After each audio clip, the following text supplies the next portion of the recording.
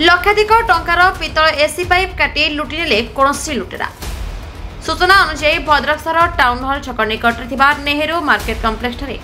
20 रु अधिक दोकानी भाई मानकर विभिन्न प्रकार दोकान करी निज निजर परिवार प्रतिपोषण करुवा बेले सबुदिन भली एही दोकानी भाई माने मध्य गतकाली राति निज निजर दोकान बंद करी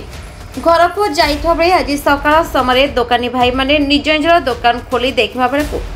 20 रु अधिक दोकानी भाई मानक दोकान में लगिथा पितल एसी पाइप कौनसी दुर्बृत्त काटी नहीं देखा मिली। एसह दोकानी भाई मानक कहवा मुताबक चोरी होइथिबा सामग्रीर आनुमानिक मूल्य लक्षाधिक टंकारु अधिक हेबो। एने चोरी होइथिबा दोकानी भाई मानक सहित अन्य दोकानी भाई माने एकत्र होई भद्रक सहरांचल थाना रे एक लिखित एतला देई चोर मानकु धरी उपयुक्त शास्ति देबाकु निवेदन करछन्ती। तेबे देखिबाकु बाकी रहिला पुलिस बाबू चोरी होइथिबा दोकानी भाई मानकु केउ प्रकार न्याय देछन्ती। नेहरू मार्केट कॉम्प्लेक्स रो मेंबर आम सकाल आसिक पहुँचलु ये मोर 20टा एसी तंबा तार एसबू चोरी होती आनुमानिक मूल्य आपंकर 50,000 टଙ୍କା भया जिनस चोरी आम थाना एफआईआर लिखीचु नहीं कि पहुँचेबू आउ चाहूँ जे प्रशासन या विषय किसी काम करूँ ना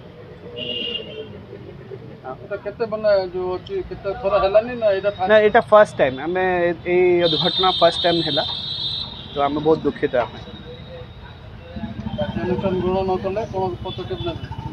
पदक्षेप तो कौन नब आम ट्राए कर रिक्वेस्ट करूँ कि पदक्षेप किसी नियंतु मैं कौन कर मो परिचय शेख नियामतुल्ला मु जड़े नेहरू मार्केट कॉम्प्लेक्स गोटे सीनियर मेंबर खाली राति रे आम नेहरू मार्केट 56टी दुकान अच्छी ता मध्य अपर स्टार जी दुकान अच्छी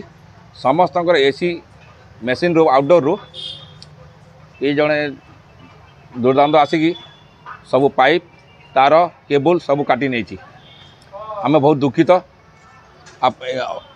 20 रु अधिक दुकान रो पाइप काटी नहीं आम चाहूँ प्रशासन को चाहूँ टी तदारत करूँ आम एफआईआर भी देवु आ तदारत करेंगे जदि दाबी न पूर्ण हेले कोन करिबा आगामी दिन रे ए जो झमेला जो आपण दिन दिन बढ़ी जाउची कोन कहबे से देखंतु एटा प्रशासनिक काम आमे प्रशासन को अनुरोध करबो से कार्य अनुष्ठान करिवे कड़ा कार्य अनुष्ठान करले आमे ताको चिर उपकृत हबो ए बिचरा आपण थाना जणैले ना जणैनो आज सकाळ आसी दुकान खोलु देखिलु जे कार पाइप नाही से जणे एसी मिस्त्री को डाकतिले से जडे ऊपर गले देखिले समस्त पाइप कटाई छी तेणु आमे समस्त एकत्रित हेकी आम थाना को एतला करूँ आउ थाना कार्यानुष्ठान करेंगे। अनुमानिक मूल्य केते हम से जिनस जो चोरी होती आम मिस्त्री को डाकी से माने कहले कि आपण कपर पाइप आउ केबल फोल मिसेकी माने गोटे एसी पाखापाखि 7 रु 8,000 टଙ୍କା खर्च हम। भद्रक राजेश कुमार महंत का रिपोर्ट संपर्क टीवी ओडिशा।